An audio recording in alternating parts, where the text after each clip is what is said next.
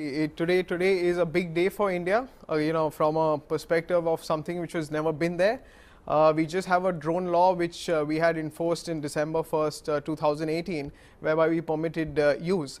But that drone law was only in relation to visual line of sight. Basically, you could fly drones whereby you could actually see them. And commercial use of drones was not very clear and specific.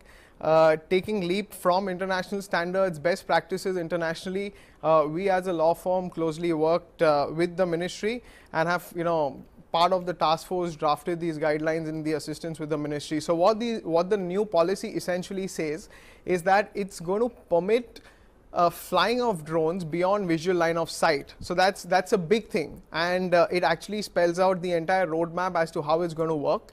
The entire policy is envisaged in a manner in which there's going to be a drone corridor in the sky. You could also call it the digital sky corridor or the drone corridor, whereby drones are going to be used to fly in that particular corridor. There are things like drone pods which are going to be developed.